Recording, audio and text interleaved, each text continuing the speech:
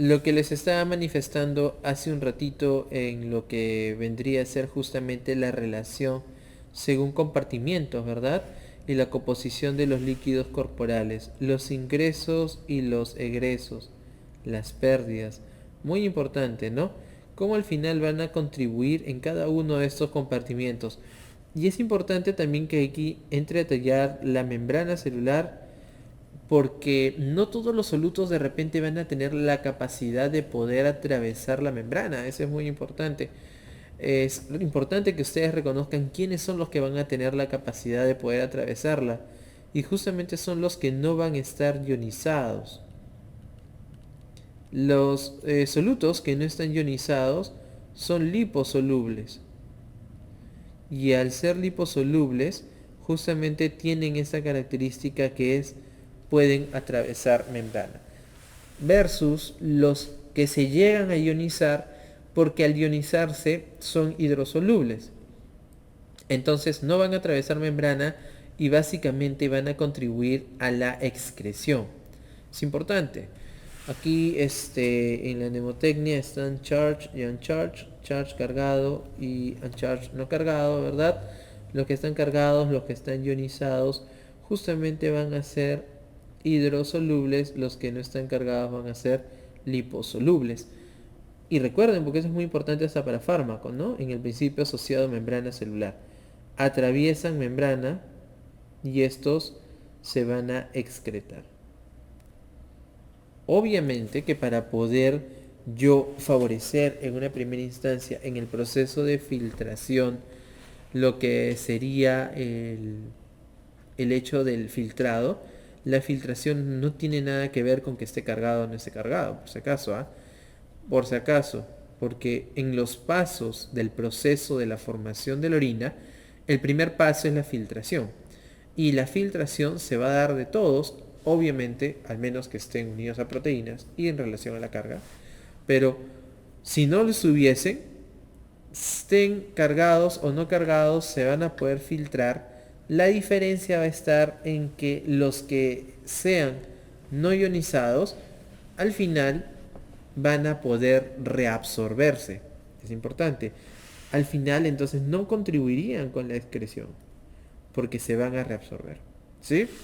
Eso es importante para que ustedes también lo puedan valorar. Otro aspecto que quería mencionarles en relación al compartimiento y la composición de los líquidos corporales es que nosotros vamos a poder reconocer ahí un volumen. Y cuando nosotros vamos a reconocer aquí su volumen, vamos a poder valorar lo que vendría a ser la relación entre el soluto y solutos en este caso y el solvente. Ya sabemos que como solvente universal tenemos al agua y como los solutos tenemos a los orgánicos y tenemos a los inorgánicos. Ahora, cuando nosotros vemos la relación que existe entre soluto y solvente, hablamos justamente de lo que vendría a ser la famosa osmolaridad. Que hay una lámina que vamos a verla en un ratito también, pero que quiero aprovecharla en este caso por esta imagen que estoy presentándoles aquí. La osmolaridad, recuerden que es el número de osmoles por litro, ¿estamos bien? Es el número de osmoles por litro en una solución. En este caso, la solución viene a ser el plasma, ¿no? Y es importante que lo reconozcan porque la osmolaridad de nuestro plasma es de 280 a 300. ¿Sí? De 280 a 300 miliosmoles por litro de agua plasmática. Esa es nuestra osmolaridad. Cuando nosotros estamos frente a lo que vendría a ser este valor, decimos que estamos frente a una osmolaridad adecuada isosmolar, ¿sí? Isosmolar. Porque estamos frente, iso significa igual, ¿no? El prefijo iso significa igual, porque está dentro de los parámetros de normalidad, está dentro de los parámetros adecuados. ¿Estamos bien? Es decir, si está por encima de 300, voy a hablar que es hiper, ¿no? Si está por encima, obviamente. Y si está por debajo, voy a decir que es hipo, ¿sí? Tenemos una osmolaridad incrementada, tenemos una osmolaridad disminuida, o tenemos una osmolaridad dentro de los parámetros de normalidad. Ahora, aquí hay que reconocer osmolaridad, hay otro término que es la osmolalidad. La osmolalidad es el número de osmoles por kilo, ¿estamos bien? pero que en este caso en la relación del plasma tenemos la relación de 1 a 1, por eso que se le considera como tal. Y recuerden, vuelvo a repetir, que la osmolaridad plasmática siempre va a ser en litros de agua de una solución. Ahora, ¿cómo yo calculo la osmolaridad? Es importante. La osmolaridad plasmática, ¿cómo la voy a calcular? Hay una fórmula y están viniendo algunas preguntas ustedes que de repente van a estar próximos a dar el examen nacional de ciencias básicas o los que vayan a dar el ENAM, porque están viniendo preguntas de ciencias básicas en mayor porcentaje y sobre todo la aplicación que puede tener esto. Vienen fórmulas, aunque no crean, y sí vienen. Entonces hay que tener mapeadas las más representativas. La osmolaridad plasmática se calcula de la siguiente manera. Es con la fórmula de 2 sodios más glucosa sobre 18 más urea sobre 6. Esta es la fórmula de la osmolaridad plasmática. 2 sodios más glucosa sobre 18 más urea sobre 6. Si ustedes recuerdan, hace un ratito estoy mencionándoles que los valores normales son de 280 a 300, pero sobre todo lo que a veces hace que fallemos en las fórmulas son las unidades. Entonces, aquí lo estoy redondeando, miliosmoles. La pregunta es, ¿cómo yo voy a obtener este valor en miliosmoles por litro de agua? ¿Verdad? ¿Cómo lo voy a obtener? Si yo recuerdo que el sodio es en miliequivalentes, la glucosa es en miligramos por decilitro y la urea también. Entonces, la fórmula en realidad, si tú utilizas cada uno con sus unidades correspondientes, miliequivalentes por litro, miligramos por ciento, miligramos por ciento, si ustedes utilizan estas unidades, les va a salir el valor dentro de los parámetros de normalidad. Más que los parámetros de normalidad, van a salirle con las unidades correspondientes. ¿Sí, muchachos? Ahí a eso me quería referir. Si ustedes utilizan estas unidades, la unidad adecuada les va a salir cuando utilicen la fórmula. Y ahora, tendrían que reemplazar nada más los valores normales de cada uno de estos. Por ejemplo, el sodio es de 135 a 145, la glucosa según el A es 70 a 100 y la urea debería estar hasta 15, ¿no? Miligramos por ciento. Si ustedes lo único que harían es reemplazar, les va a salir un resultado, y este resultado es el que ustedes van a tener como patrón referencial para poder compararlo con lo que vendría a ser los patrones de normalidad. Si está por encima, vamos a decir que es hiper; si está por debajo, vamos a decir que es hipo, ¿no? Entonces, va por ahí, recuérdenlo, es importante. Ahora, ¿cómo yo voy a saber al final si es que yo estoy frente a una situación clínica donde ha existido una descompensación en relación a la osmolaridad? Fácil, lo calculas, pero también hay datos clínicos que te van a ayudar a valorarlo. Definitivamente, también está asociado a lo que vendría a ser la relación de la pérdida o de la ganancia. Ahí justamente van a haber dos situaciones importantes, que es la ganancia, que se conoce como expansión en el medio interno, o la pérdida, que se va a conocer como contracción en el medio interno. Ustedes, si tienen mapeado estos dos, van a poder valorar qué voy a ganar. Si estoy hablando de la relación de la osmolaridad, o puedo ganar solutos, o puedo ganar solvente, o puedo ganar ambos en la misma proporción, ¿verdad? Vamos a poner el signo más mejor. Pero también puede existir la pérdida. Puedo perder más soluto, puedo perder más solvente, o puedo perder ambos en la misma proporción. Y eso hace de que, a pesar de que pueda existir, por ejemplo, una pérdida, yo pueda tener una pérdida con la osmolaridad dentro de los parámetros de normalidad. O, en su defecto, ¿verdad?, también de la ganancia. Podría tener una ganancia, pero que al final va a repercutir que exista un porcentaje adecuado, porque existe una ganancia proporcional de soluto y solvente. Entonces, podría darse esa situación. Cuando ya nosotros tenemos un valor que hemos podido calcular en relación a la clínica y los datos laboratoriales, podemos verificar de que puede existir justamente en relación al mismo cambios que al final repercuten en lo que vendría a ser el medio interno. Y cuando existen estos cambios por la movilización de volumen, hablamos justamente de la tonicidad, ¿no? Podemos tener un medio isotónico, hipotónico, hipertónico, en relación justamente a este cambio que va a existir por la osmolaridad. Por ejemplo, si yo tengo un medio isotónico, estamos viendo de que la relación de soluto-solvente va a ser proporcional. Entonces, si se dan cuenta, no hay ninguna movilización ni cambio de lo que vendría a ser de soluto o solvente de un compartimiento a otro. Sin embargo, si ustedes se dan cuenta, vamos a borrar un ratito esto de aquí. Si ustedes se dan cuenta, en este que es hiperosmolar, estamos verificando aquí, por ejemplo, fuera de la célula y estamos acá dentro de la célula, ¿verdad? Fuera de la célula, dentro de la célula. Estamos verificando que los puntitos son el soluto, ¿sí? Existe mayor cantidad de puntitos fuera de la célula, ¿verdad? Y en el interior hay menor cantidad de puntitos y hay mayor cantidad de agua. Entonces recuerden, aquí el puntito estaría representando el soluto y obviamente el líquido en este caso estaría representando el solvente.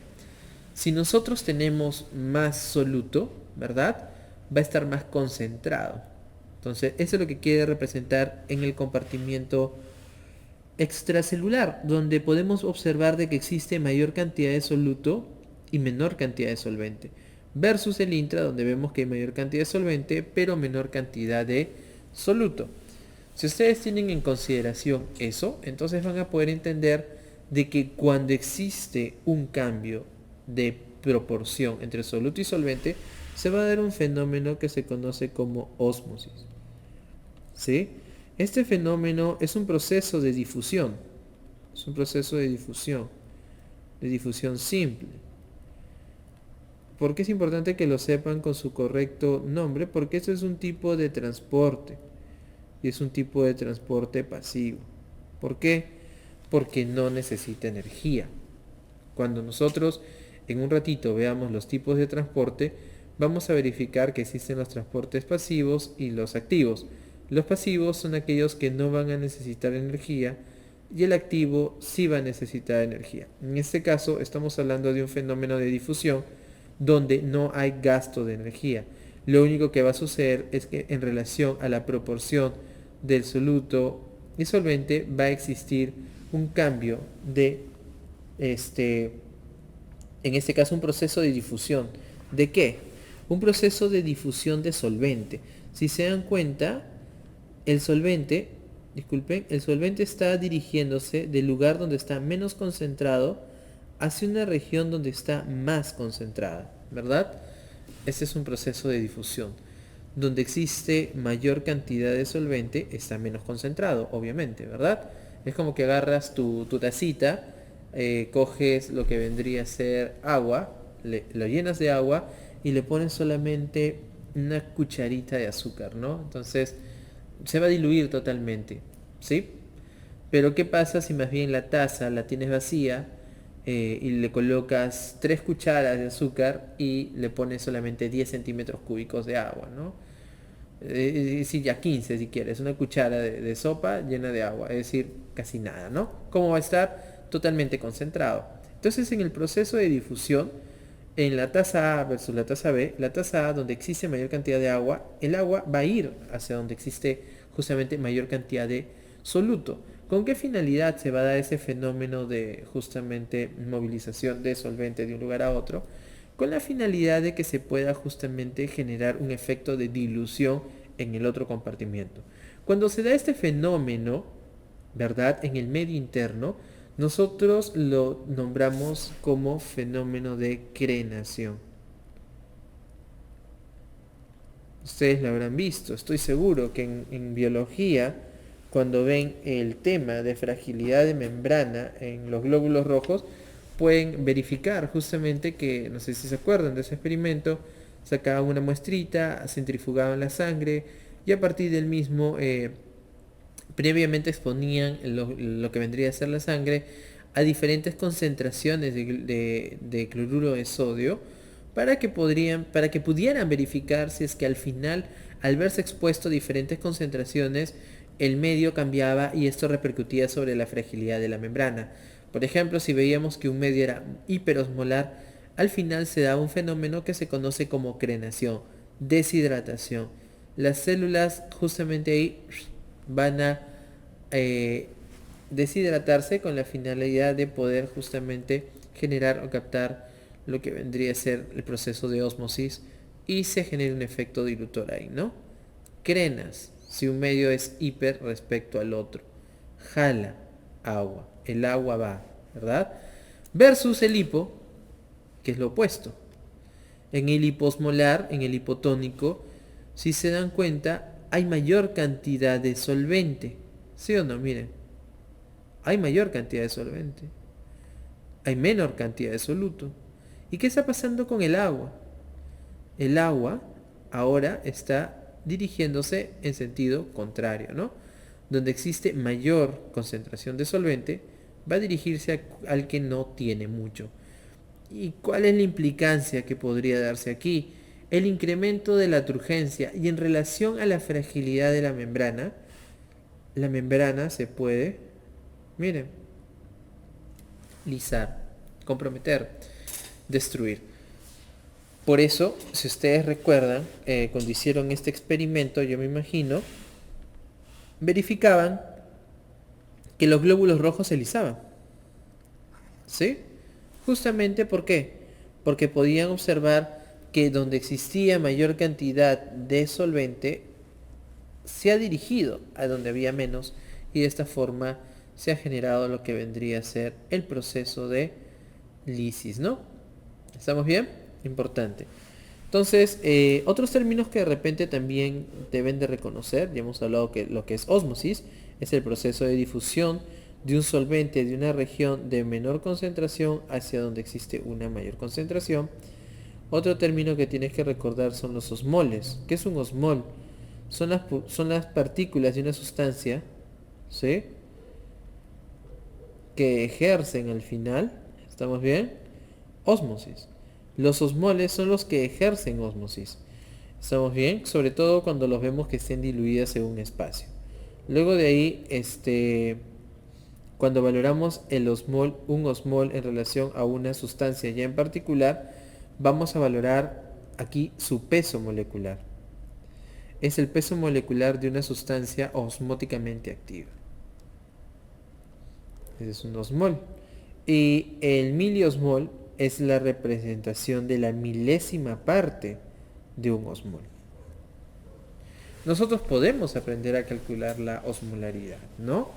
La osmolaridad se va a calcular en relación justamente, como dice ahí, al reconocer cuántos osmoles tiene, lo que vendría a ser en este caso la molécula, y a partir del mismo también reconocer cuáles son sus pesos, ¿no? Para yo poder saber el peso molecular, tengo que saber los pesos atómicos, ¿no? Es importante que lo tengan mapeado ahí. Muy bien, entonces eso para que podamos verificar hasta esta parte.